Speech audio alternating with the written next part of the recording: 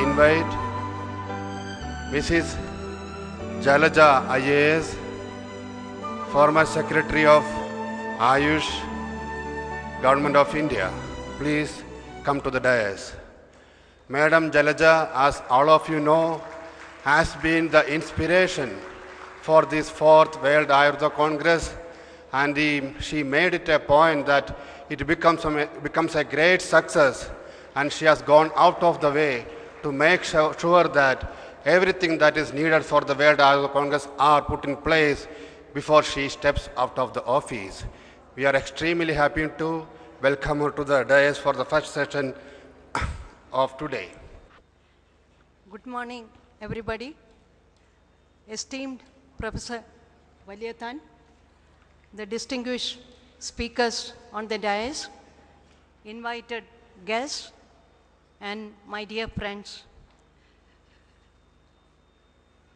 It is a pleasure for me to participate in this celebration of Ayurveda as a part of the 4th Ayurveda Congress being organized in this wonderful garden city. After leaving the Department of Ayush, this has given me a very unique opportunity to reaffirm my faith in Ayurveda and resubmit myself to the cause of Ayurveda. Therefore, I feel very grateful to the organizers for giving me this unique opportunity. I am supposed to start the discussion on Ayurveda for all. When I was the Secretary of the Department, when we planned this Ayurveda Congress, at that time, we thought what could be the thematic topic for this Ayurveda Congress. So we felt that Ayurveda for all will be a very good slogan to be followed by all of us.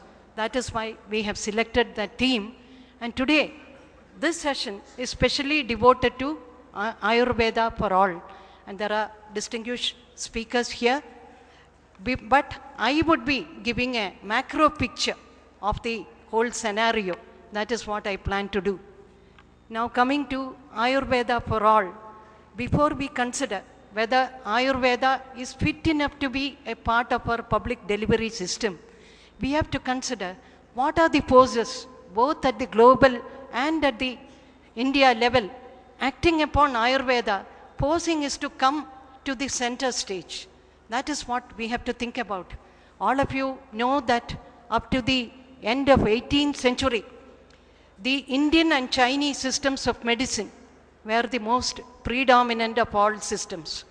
And you will kindly note that these two countries had the highest GDP. So the relation between the economic growth and overall health, that has to be noted. And as all of you know, the allopathic system of medicine evolved from the Greek system of medicine, and the Greek system was completely displaced over a period of time by the modern system of medicine. So I am not coming to that side at all. But now coming to India, what is the state of affairs? When the British came to India, they were really surprised to see a wonderful health system, predominantly Ayurvedic. We have many folk systems, traditional systems other than Ayurveda in our country. They were very happy to see this kind of system prevailing. Initially, they started supporting Ayurveda and the other systems. But after some time, as the drug industry started making progress in UK, and they wanted a market for their products, drugs in India, slowly Ayurveda was sidelined. Over a period of time, I would call it a kind of repression of Ayurveda. And it is to the resilience of Ayurveda that it has survived all these years and come to the forefront, even remaining as a part of our culture. Ayurveda is deeply embedded in the culture of and Indian psyche, so that it continues even as a system of science, even today. That is how we see it. Now, let us look at globally, what is the scenario? Why is it that traditional systems of medicine are very, very important in today's world? If you look at a country like United States, you will find that it spends about 17% of its GDP on healthcare.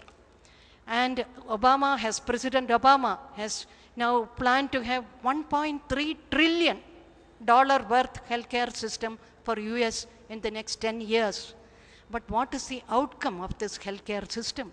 Today, around 40 million people are out of the health system in the US.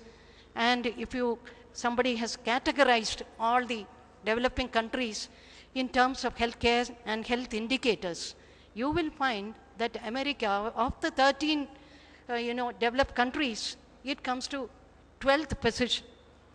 It spends about $8,000 per person. Even then, this is the situation. And look at a country like India. We are not even able to spend 1.1% of our GDP on primary health care. And the per head account, I don't know how much it comes. It must be a paltry sum of money. 80% of our rural debt is only because of health care. The modern system, medical care, according to the late Dr. Antia, it has exploited the rich people, it has perplexed the middle class, and it has kept the ordinary people out of the system. This is the kind of system we have. Another thing which has been brought to my notice by one of my allopathic colleague, a person who is actually a practitioner of allopathy, is that there has been an article in JAMA, and that is Journal of American Medicine, and it says that after cardiovascular diseases and cancer, the third cause of death in America, which amounts to 200,000, it is due to hospital intervention. And the fourth is hospital infection. Where do people go in this scenario? So you have to think about traditional systems of medicine, which are based on preventive and promotional model. This is what we have tried to project all along from the Department of Ayush. And if you look at it, the world is facing economic meltdown. Countries like Portugal, Ireland, all these countries are facing real bankruptcy, and their economic systems have collapsed. Now, but are people taking care of the health of people? What is the role of health as far as this is concerned? So when you look at the global scenario, it is a very depressing kind of scenario. How do we go about it? Now look at the Chinese. I am trying to impress upon you what is the global situation and why Ayurveda is important globally as well as in India. Look at the Chinese. Last 100 years, they have been trying to integrate the Chinese traditional system into the main system. And 90% of the hospitals in China have a traditional systems unit.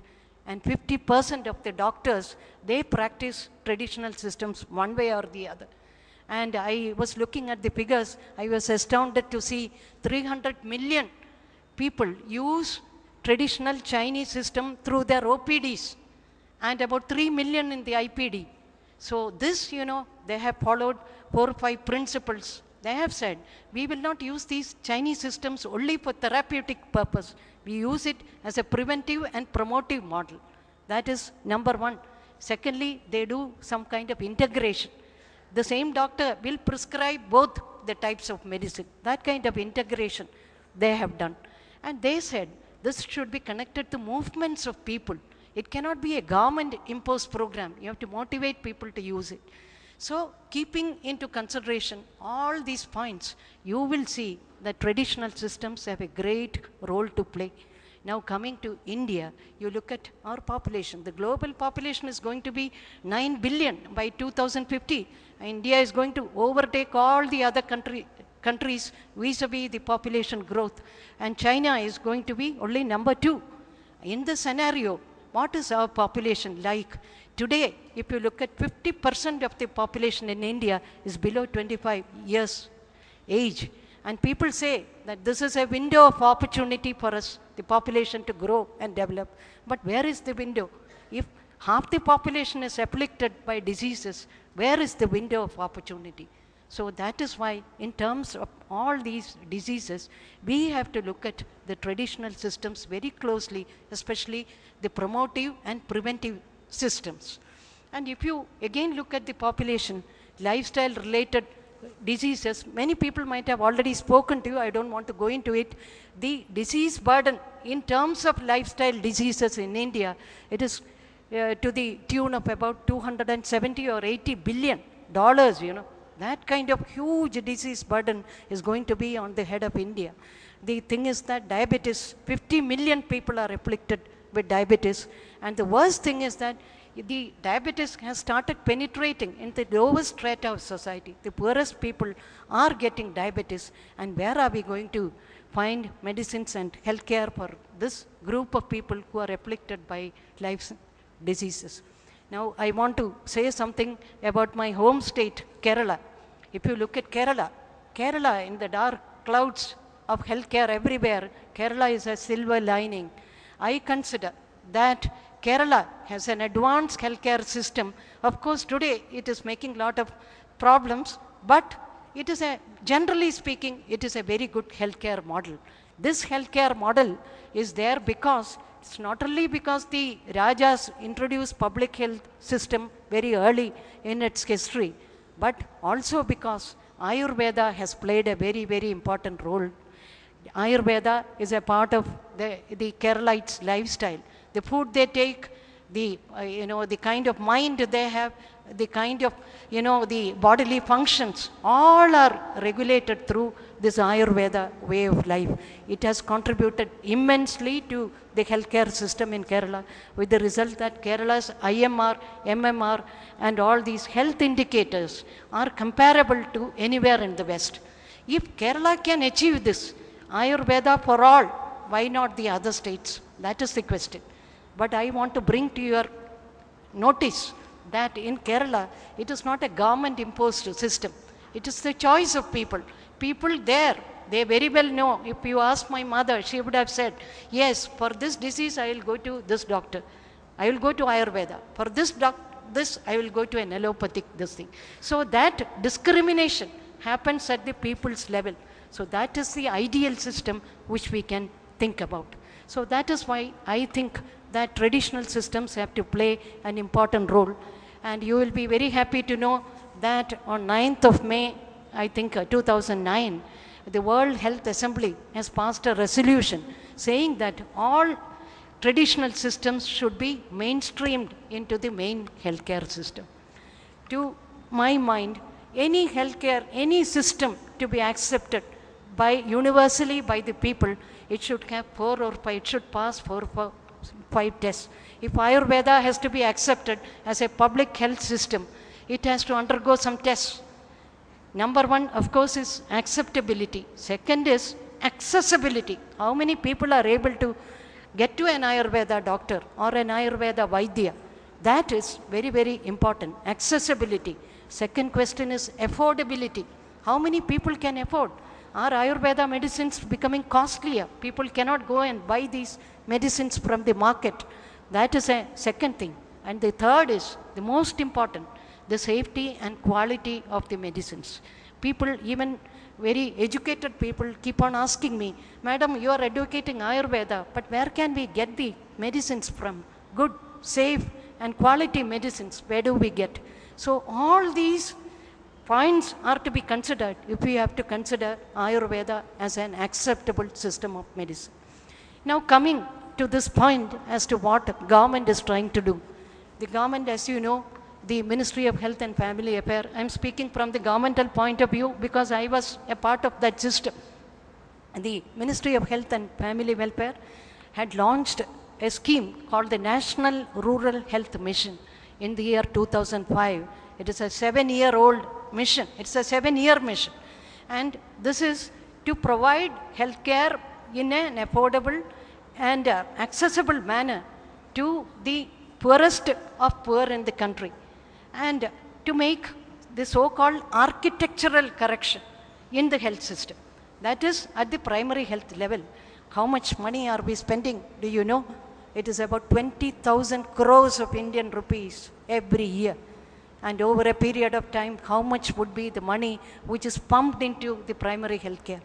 I am happy to say that I was the first mission director of that scheme. And in that mission, one of the goals is mainstreaming Ayush. Mainstreaming Ayush means bringing our traditional systems to the center stage along with other systems. And mainstreaming Ayush, how did we start the mainstreaming of Ayush? What we did was we started co-locating Ayush facilities, including mostly Ayurveda, in all the primary health centers of the country and the community health centers, thereafter at the district hospital. This hierarchy was taken care of in providing health facility. The idea is that we provide choices to people. The people are able to choose between systems if they walk into a primary health center. I don't know how many of you have visited Coimbatore or any other place in Tamil Nadu. If you walk into a primary health center, you will find not only the allopathic system, side by side you will find a Siddha system, you will find a homeopathy unit. That kind of approach where the freedom of choice is with the citizen. That is what we aimed at. And we also said some of the dysfunctional dispensaries, Ayush dispensaries everywhere could be co-located into the primary health centers. We have over 20,000 primary health centers in the country, but I am very pained to say that we have been able to convert only 20% of the primary health care centers have some kind of Ayush facilities today. Tamil Nadu must be having 100%. Other states like Kerala chose not to have this kind of coexistence, have separate setup for both the items, That is how they have visualized.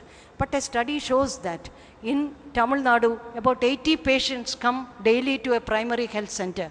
But whereas in other states, it is 5, 6 or 7 or 8. That is it. So it shows that we have to strengthen the so-called co-location. And co-location does not mean just physical location. It should be the location in such a way that people have easy access. They are able to get quality care. They are able to get free medicines. These are the things which we have to take care of. And if you look at the National Rural Health Mission, the Department of Ayush thought that we should also support the Ayush dispensaries and hospitals. We have 23,000 Ayush dispensaries, 3,000 Ayush hospitals in the country. If we are able to support through governmental system, we will have a network of Ayush dispensaries and Ayush services in the whole country. And if they start networking with each other, we will have Ayush for all without any difficulty. This is what we were planning. I am very happy to say 650 crores were initially provided in the 11th 5-year plan. It has gone up to 1,000 crore. I think in the next 5-year plan, we have to cover all the Ayurveda dispensaries, all the Ayurveda hospitals and upgrade them so that services are available to all part of the countryside. Now, I want to generally speak about something. Even after we provide all the support system, can Ayurveda become the most important health system in the country? We have to take care of our regulatory system. If you don't take care of the regulatory system, all kinds of medicines today are being sold in the market as Ayurveda medicine. And if you look at all the quality of the medicines, it is not anywhere near the actual quality which is required to support millions of people. We have to train our people at all levels, especially the ANMs. Tamil Nadu has trained the nurses at the lowest level, at the cutting edge level, so that a mother or a pregnant woman who comes to the sub-center, she can be told which system to choose, what kind of help she should get from the Ayurveda, Siddha and other systems. So that is also possible. And I want to mention something about the education. Unless the education system is perfect, we will not be able to have a universal healthcare system for Ayurveda. I have visited, during my career, I have visited many of the Ayurveda colleges. I am very sorry to say there is a great disconnect between what is taught and what is needed. And there is no, they don't know, they can't identify the plants around them. They don't know how to prepare, medicines in the pharmacy.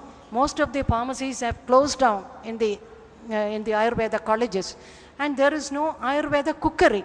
They have appointed some cooks to do it. The students don't participate in this. And the teachers, they have not been trained. They are teaching all kinds of things in the colleges. So I think we will have to think about a good Ayush system. Some of the people who have worked abroad having good participatory systems are there. I hope they will be able to contribute something to the Ayurveda education system. And lot of students are present here. I would request you to start a process of debate and discussion on the Ayush education, Ayurveda education, so that the people who come out of the system, we have 25,000 Ayush personnel coming out of the system every year. Will they be able to contribute something or not? Only the Ayush education system can tell us. Now, finally, coming to Ayurveda as a system. Can Ayurveda be imposed on the public, 1.1 billion people of this country? That is the question. When you say Ayush for all, is it a governmental imposed system or is it a natural system which should grow? I personally feel that Ayurveda is intrinsically, is intimately connected with the way of life of people. In fact, Ayurveda is not a system of medicine, as all of you know. It is a way of life. In fact, to have Ayush for all, Ayurveda for all, we have to bring back the way of life of Ayurveda. What I mean to say is that today, as all of you know, India has become a consumer society. One of our industrialists has built a 27-floor house for himself.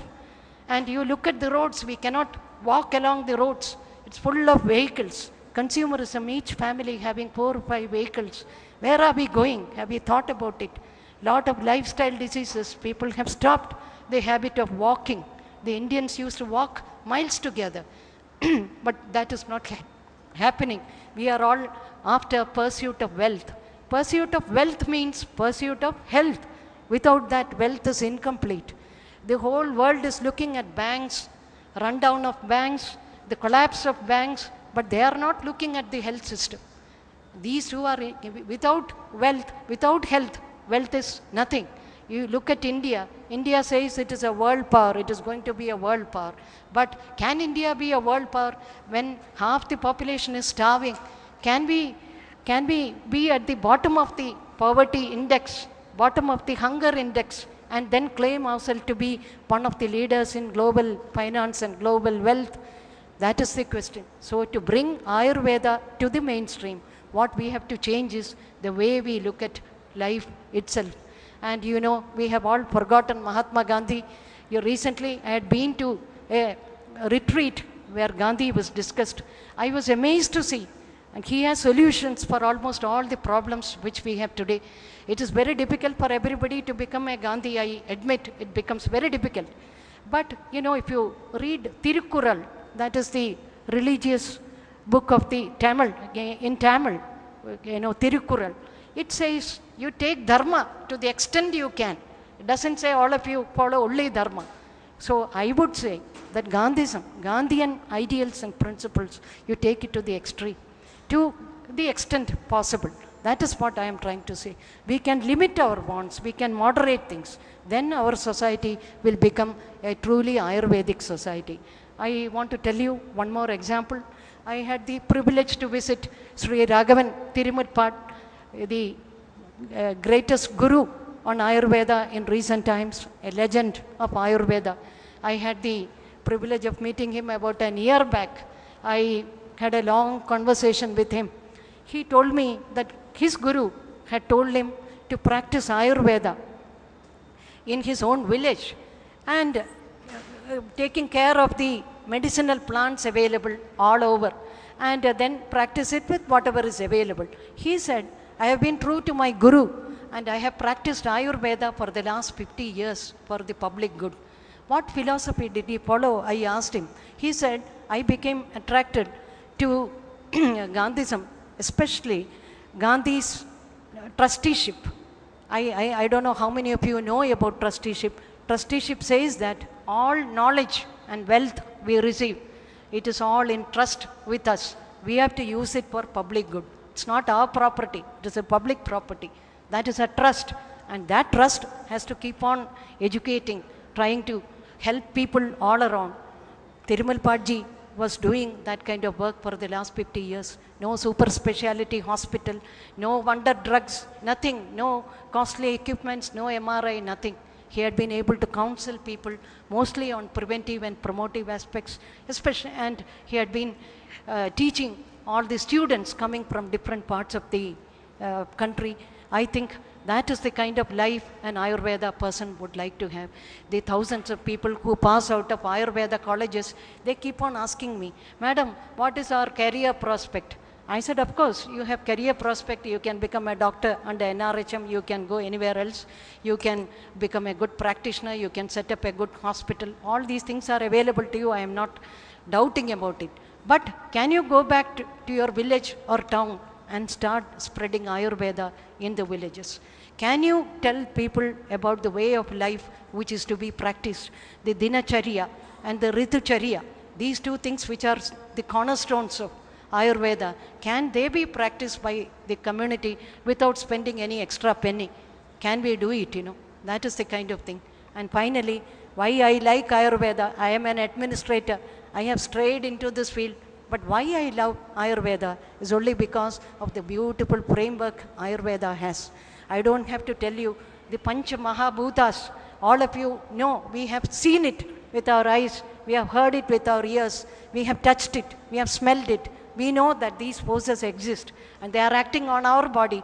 We know that our body is made of water, air has to play. All these Mahabhutas are impinging on our body. Our body itself is made up of Pancha Mahabhutas, and they acting together, they produce certain imbalances in the body, and the correcting these imbalances is the treatment of diseases. This simple but beautiful theoretical framework I am yet to see in any other medical system anywhere in the world. Come H1N1, come any kind of new viral diseases, this framework can look into any kinds of problems. And Ayurveda is not limited to human beings. It is Vriksha Ayurveda, it is Mriga Ayurveda. In other words, what I am trying to tell you is that Ayurveda connects everything. The entire web of life is connected together. And this beautiful web, we have disrupted this. We have, torn this web of life. That is why the diseases are coming out in increased numbers. For that, we have to go back to nature. We have to look for the systems which are based on nature. That is why I call upon all of you to look at Ayurveda. You may not be a religious person. You may be a totally secular person. So therefore, we have to think about deep ecology. We have to think about sustainable economy. And we have to think about the ethical aspect of Ayurveda to make Ayurveda free for all. I request you look at all our rivers, you look at all our forests. The forests produce most of the wealth for medicinal plants. 80% to 90% medicinal plants come from forests. Forests are dying. Look at the rivers in India. I don't think Ganga Nadi is worth its name these days. If you go to Patna and all, you will be shocked to see the kind of river we have. In Malayalam, a poet has sung that, a river is like a beaten snake. Its back is broken. It's like a beaten snake. So all the Pancha Mahabhutas are polluted now. And our body, which is made of Pancha Mahabhuta, it itself is polluted. So therefore, we have to strike a balance amongst all these things and truly make Ayurveda for all. And if Ayurveda is for all people, then we have to follow all these principles. And finally, I take this opportunity to pay homage to Raghavan, Sri late Raghavan Tirumulpad, who was really the legend of Ayurveda, who has inspired people like me, Professor Valiyathan, and all the other people. So I pay my homage to him. And taking his memory as an inspiration, I call upon all of you to make truly, instead of Ayurveda for all for Ayurveda. I make this correction. Thank you.